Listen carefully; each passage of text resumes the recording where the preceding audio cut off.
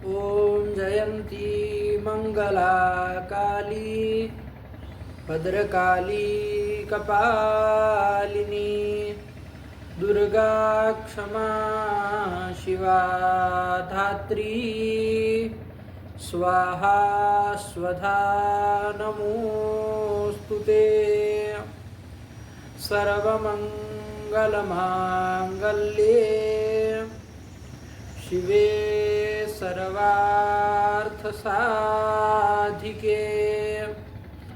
शरण्ये त्र्यंबके गौरी नारायणि नमोस्तुते सर्वस्वरूपे सर्वेशे सर्वशक्ति समन्विते भयेभ्यस्त्राहि नो देवी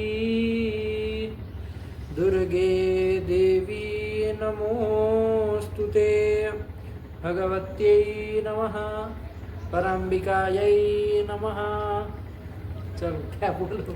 गुरुजी सहसुपा में वृत्ति में वाह का सिद्धांत कौमुदी में देखा था, नहीं मिला उसको। नहीं मिला। चलिए कहाँ देख के आए वो, कहाँ नहीं देखे वो, कहाँ देखे? सिद्धांत कौमुदी में सहसुपा। सहसुपा में देखोगे आगे उसमें देखो तो वो जो तत्पुरुष है समास हाँ है ना, हाँ उसमें भी आया ना तत्पुरुष समास में भी जो समास करने वाले उसमें सहवा समस्यते करे है कि नहीं करे है तीसरे सूत्र में।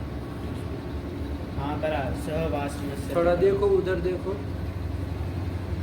उसके सूत्र में देखो कि ये वाह की अनुवृत्ति की वाह कहाँ से आ गया है, ठीक है ना जी। चलो तो पता चलेगा, एक साथ सबका निकल जाएगा। चलिए समझे ना। हाँ चलो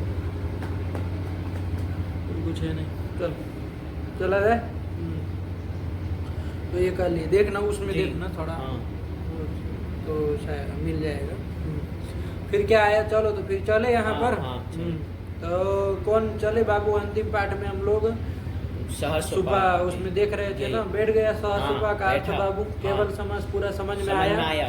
सहसुपा जो सूत्र है क्या अर्थ कर दिया उसका? सुबंतम समर्थेन सुबंतेन सहवा समस्यते, यही ये अर्थ कर दिया। हिंदी में क्या हो जाएगा कि सुबंत का समर्थ सुबंत के साथ विकल्प से समास होता है। यही कह दिया, हाँ, ठीक है ना। फिर हाँ। उसकी पूरी प्रक्रिया वगैरह बताई। उसमें जो बीच में जो बातें बताई है ना, वृत्ति किसको कहते हैं, वृत्ति कितने प्रकार की है, विग्रह किसको कहते हैं, ये सब बातें समझ में आई। हाँ। मुख्य रूप से इनको विग्रह ही बताना था, हाँ। क्योंकि विग्रह करके चलना है ना, जी। लौकिक विग्रह लौकिक करना, विग्रह अलौकिक करना। विग्रह करना। तो विग्रह किसको कहते हैं ये बताना था। तो किसको कहते हैं विग्रह बाबू? वृत्त्यर्थावबोधकम वाक्यम विग्रह।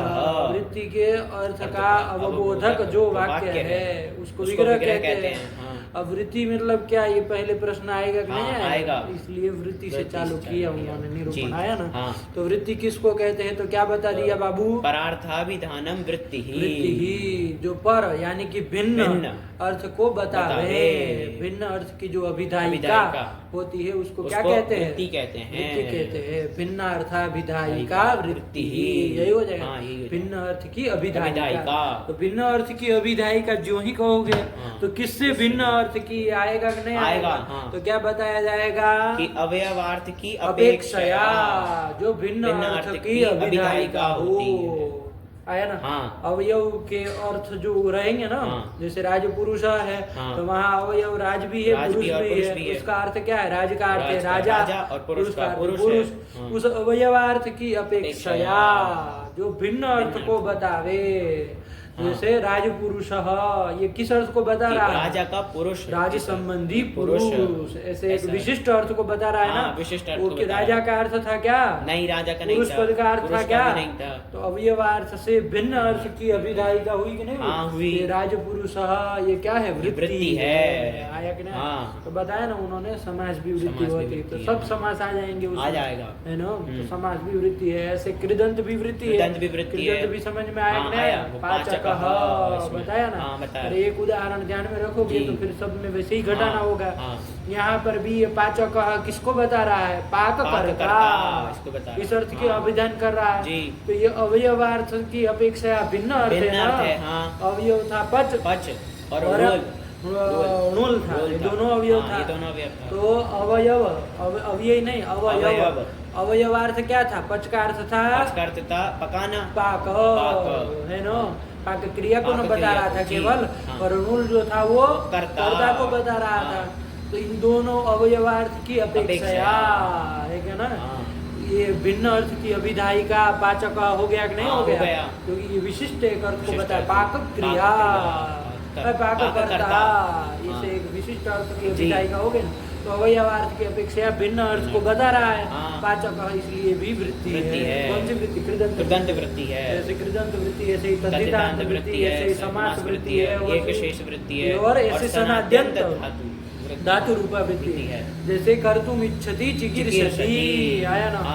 तो वहाँ पर भी देखो अवयव कौन? क्री धातु है और सन प्रत्यय है। ना अवयव है। अरे चिकीर्ष धातु जो बनाया तुमने सनंत बनाया कि नहीं बनाया? उसमें क्री धातु है और सन प्रत्यय, ये अवयव, दो अवयव है। इनका जो अर्थ है, क्री का अर्थ करना, सन का अर्थ इच्छा, इन दोनों की अपेक्षा जो भिन्न अर्थ है। क्या भिन्न अर्थ? करने की इच्छा, करण विषयिणी इच्छा, ऐसा जो ये विशिष्ट एक अर्थ है, उसके अभिधायिका चिकीर्ष बन रहा है कि नहीं बन रहा है? ये भी वृत्ति है। ये कौन सी वृत्ति है? सनाद्यंत धातु है ना। सनंत धातु है और कहीं युगंत होगी, कहीं कुछ होगी, तो सनाद्यंत कह दिए तो सब ना आ जाएंगे। तो सनाद्यंत धातु रूप ये वृत्ति है, आया ना। चिकीर्ष ये भी वृत्ति है, आया ना। चिकीर्ष, बुभूषा, फिर उधर देख ले तो पुत्रीय, क्यच वगैरह देख ले, पुत्र काम्य, ये सब वृत्ति आया ना। क्योंकि अवयवार्थ की अपेक्षा भिन्न अर्थ का विधान कर रही है। अरे ये वृत्ति है, लग गया। अब तद्धितांत जब पढ़े तो तद्धित पढ़ेंगे तब उसका भी उदाहरण आ जाएगा, उसमें भी ऐसे ही होता है।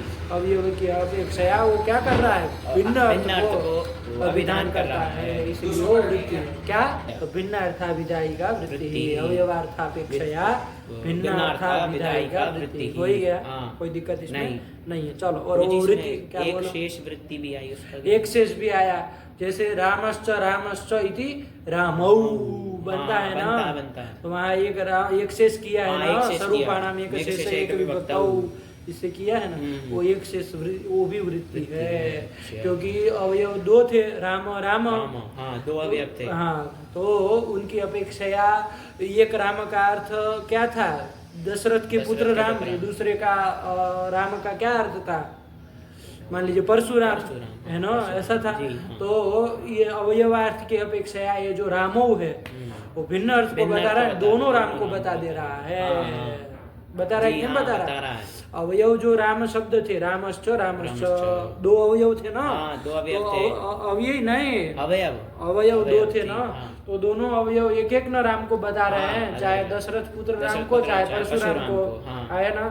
इनकी अपेक्षा ये जो रामो हमारा बना एक शेष करके रामो बनाए, वो राम शब्द किसको रामो किसको बता रहा है?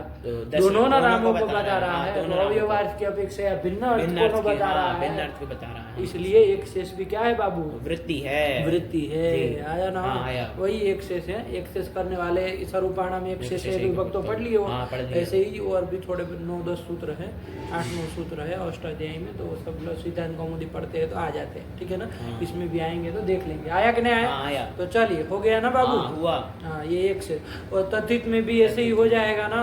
जैसे कहा जाएगा, क्या उदाहरण तद्धित का देखे हैं? अरे वो मार्तंड पढ़े हो नहीं पढ़े? मृतंडस्य अपत्यम इति मार्तंड, ये किया ना। तो वहाँ मृतंड शब्द से कौन अपत्य अर्थ में किया है? वहाँ अण प्रत्यय किया। कौन प्रत्यय किया? अण प्रत्यय। तो वहाँ अवयव कौन है? एक तो मृतंड है और एक अण है। तो मृतंड नाम की किसी ऋषि को बता रहा है। अण जो है वो अपत्य अर्थ मतलब संतान को बता रहा है। लेकिन उनकी अपेक्षा मार्तंड ये जो ये वो किसको बता रहा है? भिन्न अर्थ, भिन्न अर्थ के जो अर्थ है उससे भिन्न अर्थ के मृतंड ऋषि की संतान, ऐसे भिन्न अर्थ का विधान कर रहा है कि नहीं कर रहा है? तो इस तरह से वो तद्धित भी क्या होती है, वृत्ति तद्धितांत होती की है, वृत्ति वृत्ति होती होती है। है। समझे? समझे। ये रख लेना, मार्तंडा पढ़े हो ना? हाँ, पढ़ा। ये तद्धितांत की वृत्ति है, आया कि नहीं? हाँ। चलिए, तो ये सब 5 प्रकार की वृत्ति वृत्ति है। है। अब कोई दिक्कत हो तो बोलो, नहीं ना? नहीं। चल तो करो, इसमें कितनी वृत्ति है पंक्ति भी लिख दी हाँ। ना, तो उसी पंक्ति को याद रखना है जी। ना, अपने से कुछ जोड़ तोड़ नहीं करना। क्या बोल दिए? कृत तद्धित समासैक शेष सनाद्यन जनाद्यंत धातु रूपाः पंचवृत्तयः। इसको बोलना नहीं है कभी जी। जीवन में। चलिए, ये 5 हाँ। वृत्तियां हैं, ठीक। अब जब वृत्ति को जान लिए हाँ। तो अब विग्रह का वो जान सकते हैं किसको कहते हैं विग्रह। तो क्या कहते हैं विग्रह के लिए? वृत्त्यर्थावबोधकं वाक्यम विग्रह। ये जो वृत्तियां बताई, 5 वृत्तियां हाँ, बताई, 5 वृत्ति बताई। उन वृत्ति का जो अर्थ है ना, उन वृत्ति का जो अर्थ होगा ना, चाहे वो कृदंत वृत्ति हो, तद्धितांत वृत्ति हो, समास हो, एक्सेस हो, चाहे सनातन हो, धातु रूप हो, तो कोई भी वृत्ति होगी तो उसका अर्थ होगा। हाँ। उस अर्थ का अभिधायक जो वाक्य होगा, बताने वाला, उस जो अर्थ का वाक्य बताने होगा। वाला जो वाक्य होगा, हाँ। उसको कहेंगे विग्रह, विग्रह। है ना? हाँ। तो सब में ना विग्रह होता है कि नहीं? हाँ। तो वही विग्रह को क्या कहेंगे? वही विग्रह वही विग्रह है। तो वृत्ति है, वृत्ति है यो अर्थ, वृत्ति का जो अर्थ, उसका अवबोधकम मतलब बताने वाला, बोधक बताने वाला जो वाक्य है उसको कहेंगे विग्रह। समझे? इसको कहते हैं हिंदी में बताओ। वृत्ति का जो अर्थ, हाँ, और उसको उसको और क्या लगाते हो तुम? ये वृत्ति और का लगा जो- तो द्वंद्व हो जाता है जी। वृत्ति का जो अर्थ, हाँ, उसको बताने वाला जो वाक्य, उस उस वाक्य उस को ही वाक्य क्या को कहते ही हैं? विग्रह कहते हैं। ठीक है ना? हाँ। वृत्त्यर्थावबोधकम वाक्यम विग्रह।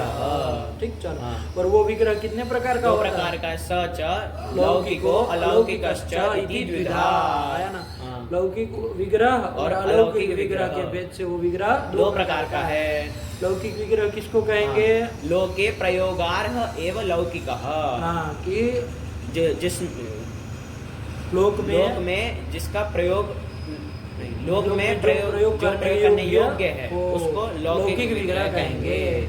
है ना? जैसे राज्ञ पुरुषः, ये लौकिक विग्रह हुआ। हाँ। पुत्रम इच्छति, ये लौकिक विग्रह हुआ। हाँ। है ना? अरे पुत्री का करते हैं ना, पुत्रम इच्छति, इच्छति। पुत्रम आत्मना इच्छति। ये सब का लोक में प्रयोग हो सकता है ना? हाँ, हो सकता तो ये है। सब क्या हो जाएंगे? लौकिक विग्रह हो जाएंगे। आया ना? हाँ। चलिए, और जिसका लोक में प्रयोग करने योग्य जो न हो, न हो, उसको क्या उसको कहेंगे? अलौकिक विग्रह कहेंगे। लोके प्रयोगानर्ह इति इति अलौकिक। अलौकिकः। अलौकिक विग्रह हो जाएगा। हाँ। तो चलिए, जैसे राजन राजनगस पुरुष पुरुषसु। हाँ। ये क्या हो जाएगा? ये अलौकिक विग्रह हो क्योंकि जाएगा। इसका लोक में प्रयोग नहीं ना होता। नहीं होता। नहीं ना, ऐसा कहते हैं नहीं। ये राजन पुरुष है, ऐसा कहता है नहीं, कोई? ऐसा नहीं। राज्ञ पुरुष अस्ति, ये तो कहा जाएगा हाँ। ये राजा का पुरुष है ना? ये तो कहा जाएगा राजन पुरुषसु अस्ति, ये सब प्रयोग कोई करता है? नहीं करते। नहीं करता, इसलिए अलौकिक विग्रह। जी। सीधी सीधी बात है। चले, तो ये भी जान लिए।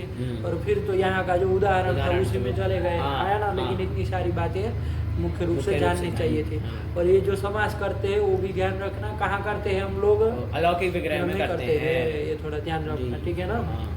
हाँ, चलिए, तो ये सब कर लिया। और इसके बाद उदाहरण भी आ उदाहरण गया ना? दे दिया, कौन हाँ। उदाहरण दिया ना? कि- भूतपूर्व। तो इसमें क्रम से करो प्रक्रिया। पूर्वम भूतः इति अलौकिक विग्रह। इति अलौकिक, अलौकिक इसका लोक में प्रयोग नहीं हो सकता है। हाँ, पूर्वम भूतः इति लौकिक विग्रह। हाँ, क्या अर्थ हो जाएगा? पूर्वम भूत ये पूर्व में हुआ। आया ना? हाँ। तो देखो, ये जो भूतपूर्व जो समास वृत्ति है ना, वो हाँ, वृत्ति उसी है। के अर्थ को न बता रहा है कि नहीं बता रहा हाँ, है? उसी के अर्थ को बता रहा है। हाँ, तो समझे। वृत्ति के अर्थ को बता रहा है पूर्वम भूता, इसलिए क्या है? विग्रह विग्रह है। और चूंकि ये लोक में इसका प्रयोग हो सकता है, इसलिए लौकिक विग्रह है। आएगा नहीं? हाँ। और अलौकिक विग्रह क्या हो जाएगा? पूर्व अम भूतसु इति हाँ, देखो, अलौकिक। ये भी वृत्ति के अर्थ को बता रहा है, नहीं बता रहा है? बता रहा। नहीं बता बता रहा, रहा। बता रहा, आया ना? हाँ। तो लेकिन इसका लोक में प्रयोग नहीं कर होता। सकता, नहीं कर नहीं कर सकते, सकते। है ना? जी। वही आकर लोग समझेंगे हाँ। कि क्या बता रहा है, लेकिन वृत्ति के अर्थ को वृत्ति- बता रहा है कि नहीं हाँ, बता रहा? वृत्ति के अर्थ को बता रहा है, इसलिए भी विग्रह है। विग्रह लेकिन है। लोक में प्रयोग नहीं हो रहा, नहीं हो सकता, नहीं। इसलिए अलौकिक विग्रह अलौकिक विग्रह है। ठीक है ना? तो हाँ। चलिए, पूर्व अम भूतसु सु, ये अलौकिक विग्रह कर दिया। अब और इसका क्या है? अलौकिक विग्रह जो ये बना है उसी का ना समास हाँ, कर इसका दिया समास जाए। कर लेंगे सह सुपा इस सह सूत्र सुपा। का। ये कहता है सुबंतम समर्थेन सुबंतेन सह वा समस्यते। हाँ, कटा। कि सुबंत हो जाएगा हमारा ये पूर्व अम, ना। इसका समर्थ सुबंत के साथ समास हो। समर्थ सुबंत हो जाएगा भूत सु। इसमें ध्यान रखना, जरूरी नहीं कि वो सुबंध से पूर्व हमको ही पकड़ो। अब एक पकड़ना है, तुमने पकड़ लिया, कोई बात नहीं, सही है, जो पहले उसको पकड़ लिया, वरना भूत सु को भी तो पकड़ा जा सकता है। ऐसा कोई वो फिक्स तो नहीं है। अरे सुबंध ये भी है, वो भी है, दोनों ना सुबंध है, तो लेकिन पकड़ लिया है, कोई बात नहीं। लेकिन ध्यान रखना, ऐसा कोई फिक्स नहीं है कि उसी को पकड़ा है। यदि ऐसा होता है ना, तब तो फिर वो भूतपूर्व चरट वगैरह निर्देश दिखाने की जरूरत ही नहीं थी। यदि ऐसा हो जाता है कि सुबंध करके इसको लेना है, तब तो फिर वो निर्देश दिखाने क्या, फिर तो उपसर्जनम पूर्वम से ही तो वो कर लेते पूर्व प्रयोग। समझ में आ रहा है? तो चलो ध्यान रखना। लेकिन अब एक घटाना है तो कोई तो बोलना ही पड़ेगा, चाहे इसको बोलो चाहे उसको बोलो। तो चलो सुबंध का समर्थ सुबंध के साथ समास कर लो, तो पूर्वम का भूत सु के साथ समास हो जाएगा। और इसका कोई विशेष नाम नहीं ना रखा जा रहा है, खाली समास ही कह रहे हैं। तो ये खाली समास है, केवल समास है, केवल समास है, केवल समास है। ठीक हुआ? चलो ये कर लिया। ये समास नाम हो गया इसका। समास इस पूरे के क्या हो जाएगी? कृतज्ञता समास सूत्र से प्रातिपदिक संज्ञा हो जाएगी, और प्रातिपदिक संज्ञा हो जाएगी तो सुको धातु प्रातिपदिक का लुक हो जाएगा, और सु का लुक हो जाएगा। तो क्या बचेगा? पूर्व भूत। आया कि नहीं? अब यहाँ पर उपसर्जनम पूर्वम से पूर्व प्रयोग की व्यवस्था हो पाएगी? नहीं हो पाएगी, क्योंकि प्रथमा उपसर्जन संज्ञा तो दोनों की न हो सकती है, पूर्व की भी हो सकती है, भूत की भी हो सकती है। क्योंकि समाज शास्त्र में जो प्रथमांत पद कौन है? सुबंतम। सुबंतम। समास विधायक शास्त्र कौन है? सहसु का। उसमें प्रथमांत पद कौन है? सुबंतम। उसके द्वारा निर्दिष्ट दोनों न हो सकते हैं, है ना? दोनों की उपसर्जन संज्ञा हो सकती है। उपसर्जनम पूर्वम से तो व्यवस्था हो नहीं पाएगी। इन्होंने कहा भूत पूर्वे चरट इति निर्देशात् पूर्व शब्दस्य पूर्व निपातः। भूत शब्दस्य पूर्व निपातः। किसका पूर्व निपात? पूर्व प्रयोग तो बोलना पड़ेगा ना, तो भूत शब्द का पूर्व निपात पूर्व प्रयोग हो जाएगा। तो कर लो पूर्व प्रयोग, भूत पूर्व आया ना? तो चलो भूत पूर्व बन जाएगा। और क्या कर लिया जाएगा? तो उससे सु लाएंगे, सु करो तो सर कर देंगे भूत पूर्व, यही तो बन जाएगा, है ना? आ जाएगा ना? आ जाएगा। पूर्व में जो हुआ उसी को न कहेंगे भूत पूर्व। चलिए तो ये करते हैं। फिर इसके बाद क्या आया? इसके बाद आया वार्तिक। वार्तिक आया, ये भी जान लिया जाए। चलो वार्तिक ये भी समास करने वाला है ना? समास करने वाला। क्या है? इवेन समासो विभक्ति लोपश्च। विभक्ति लोपश्च क्या अर्थ हो जाएगा? इसका भी कर लिया ना? कर लिया कि ये समास भी कर रहा है और विभक्ति का अलोप भी कर रहा है, दो काम कर रहा है। तो चलो सही से सब जोड़ करके क्या अर्थ बनेगा? आया ना समझ? आया। कैसे बनेगा? सुबंतम समर्थेन इवेन सुबंतेन सह वा समस्यते विभक्ति लोपश्च। है ना कि सुबंध का समर्थ इव सुबंध के साथ समास होता है, और उसका विभक्ति का अलोप भी होता है ना? तो चलो विभक्ति का अलोप हो जाएगा, तो ये भी देख लेंगे आगे जब आएगा। तो अभी पहले करो, क्या उदाहरण दिया? वागर्थ इव, ये दिया। तो करो लौकिक विग्रह से न चालू करोगे। लौकिक विग्रह वागर्थ इव, कि वाणी और शब्द, वाणी और अर्थ की तरह, शब्द और अर्थ की तरह, है ना? यही ना? अर्थ भी जाने रहोगे ना? वागर्थ इव लौकिक विग्रह, अलौकिक विग्रह कर लो। वाग अर्थ औ, वाग अर्थ ऐसे बोलो, वागर्थ औ, वागर्थ औ इव, बस यही ना रहेगा। इव सुने ना बोलो। अरे सुखा तो अभी सुबह से लोग हो जाएगा, तो राह नहीं देखना है। तो इव ये कर लिया। अब इसका क्या कर लिया जाए? अब इसका हटा उसको, तो सुबंध हो जाएगा हमारा। यहाँ तो ध्यान से पकड़ में आएगा ना, क्योंकि दूसरा इव सुबंध लेना है। तो अब जो बचेगा वही ना सुबंध प्रथमांत करके लिया जाएगा। तो सुबंध करके किसको लिया जाएगा? वागर्थ औ। इसका किसके साथ? समर्थ इव सुबंध के साथ। इव है और समर्थ भी है, जान ही रहे हो ना? उसी के साथ अन्वय करना है, और किसी के लिए इव नहीं आया, इसी के साथ न करना है। तो समर्थ इव सुबंध है। तो उसके साथ ये क्या कर लिया जाए? समास कर लिया जाए। तो समास कर लो, समास कर लेंगे। समास प्रातिपदिक संज्ञा कर लेंगे। प्रातिपदिक संज्ञा हो जाने से शुभ लुक होना चाहिए। कौन शुभ का लुक? औ का लुक होना चाहिए। लेकिन वार्तिक में क्या कहा है? विभक्ति लोपश्च, विभक्ति का अलोप भी करना, लुक नहीं होगा। तो औ का लुक नहीं होगा, तो क्या बचेगा? वागर्थ औ इव, ये बचेगा। वागर्थ औ में तो संधि कर लेंगे, वृद्धि जिसे वृद्धि कर लेंगे, वागर्थ औ इव, ये बन जाएगा। अब पूर्व प्रयोग किसका किया जाए भैया? है ना? तो यहाँ पर तो वही करो, प्रथमा निर्दिष्टम समासो उपसर्जनम। सूत्र से देख लो किसकी उपसर्जन संज्ञा होगी? सुबंतम की होगी। सुबंतम की क्यों होगी? सुबंधम, अरे अच्छा नहीं उसके द्वारा निर्दिष्ट में कह रहा है, ध्यान रखो, हमको लक्ष्य में देखना है, गड़बड़ सड़बड़ नहीं करो, घटाओ ध्यान से। समास शास्त्र कौन हुआ? समास शास्त्र हुआ हमारा एवेन समासो विभक्त लोपश्च, ये वार्तिक हमारा समास शास्त्र हुआ। उसमें जो प्रथमांत पद वो है सुबंतम, हाँ, तो उसकी थोड़ी कर रहा है, उसके द्वारा जो निर्दिष्ट है, बोध्य है, निर्दिष्ट मतलब बोध्य, समझा जाने वाला। तो लक्ष्य में देखोगे ना, तो कौन है वो? वागर्थौ, यही ना पकड़ा गया था, इवन नहीं ना पकड़ा गया था, क्योंकि वो तो इवे न सुबंत न शब्द के द्वारा तृतीयांत के द्वारा बोध्य हुआ था, प्रथमांत के द्वारा बोध्य नहीं हुआ था। लगा कि नहीं लगा? तो तृतीयांत से बोध्य है, प्रथमांत से बोध्य नहीं है, तो प्रथमांत बोध्य है वागर्थौ, उसी का उपसर्जन संज्ञा हो जाएगी, और उपसर्जन पूर्व से उसी का पूर्व प्रयोग हो जाएगा। तो वागर्थौ पहले रहेगा, वो फिर बाद में रहेगा, और संधि कर लिया जाए। अभी कोई आवादेश कर ले तो वागर्था विभव, ये कर लेंगे, नहीं बन जाएगा। और कौन बड़ी बात है? और इसमें गुरु जी कोई कहेगा कि समास करने की क्या जरूरत है, वागर्थ इव, इसी में संधि करके वागर्थ विव बन जाएगा। इसमें विभक्ति का तो लोप आपको करना नहीं है, तो कोई लाभ वैसे दिख नहीं रहा है, तो संधि कर लेते तो बन ही जाता वागर्थ विव, बन जाता, नहीं करते तो वागर्थो विव रह जाता, और संधि कर ले वागर्थ विव बन जाता। समास करने की क्या जरूरत है? तो प्रयोजन बताए ना तुमको, क्या स्वर प्रक्रिया में समास स्वर करना होगा तो वो भी हो जाएगा। और दूसरा युग को नियम है ना, वो पर में ही रहेगा। अगर समास करेंगे तभी ना वागर्थों को नियम है ना पूर्व प्रयोग करेंगे, और न वाक्य होता तो इधर उधर भी हो सकता था, लेकिन अब जब समास किए तो पूर्व में ही रहेगा। ये सब लाभ होंगे समास करने से, इसलिए समास किया गया, ठीक है ना? चल, और क्या ये और भी कुछ पूछे थे ना, हो गया ना ये वागर्थ इव। चलो, और ऐसे ही अन्य भी बना लोगे ना, दूसरा उदाहरण भी दिए थे, जीमूतस्य इव, ये उदाहरण है, ये समास है नहीं, वो तो विग्रह बोल रहे हो ना, विग्रह थोड़ी पूछ रहे हैं। उसका बनेगा जीमूतस्य इव, ये उदाहरण। अरे संधि फिर समास में तो संहिता नित्य होती है ना, संधि करनी पड़ेगी, वहाँ अलग अलग भी नहीं रख सकते। ये भी कह सकते हो ना, वाक्य रहेगा तो वाक्य में तो विवक्षा के अधीन होती है संधि, कि भाई करनी हो तो करो, नहीं करनी हो तो करो, लेकिन दोनों बोल सकते। लेकिन समास में तो संहिता नित्य ही है, तो संधि नित्य करनी होगी, तो इसलिए ये भी एक फर्क पड़ेगा। समास कर लोगे तो अलग अलग बोल ही नहीं पाओगे, साथ में ही जोड़ के संधि करके ही बोलना पड़ेगा। तो चलिए, तो जीमूतस्य बन जाएगा ना, बन जाएगा। और ऐसे कितनों का बन जाएगा, कोई वो नहीं, बन जाएगा। तो ये हो जाता है, विभक्ति का आलोप होता है, ध्यान रखना है ना। चलिए, तो ये कर लिए। फिर इति केवल समास। अच्छा, कोई एक प्रश्न पूछे कि वागर्थ इव जीमूतस्य व है, तो इसमें सहसुपा से काम नहीं चल जाता क्या? सहसुपा से समास नहीं हो जाता क्या?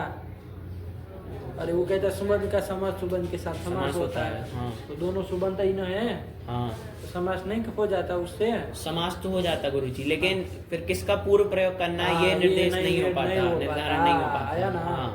विभक्ति के आलोप करने के लिए तो आपको बोलना ही पड़ेगा, क्योंकि वो तो सहसुपा नहीं करा पाता। तो विभक्ति का आलोप तो वार्तिक से ही करना पड़ेगा, है कि नहीं? लेकिन कोई कहे समास क्यों उससे करा रहे, समास सहसुपा से करा दो, ये प्रश्न करते तो यही उत्तर देना, समझे? समझे। अरे पूरा वार्तिक तो आप हटा ही नहीं सकते, क्योंकि तब तो विभक्ति का लोप न होने लगेगा। विभक्ति के लोप के लिए तो वार्तिक बनाना ही है, कहना ही आप।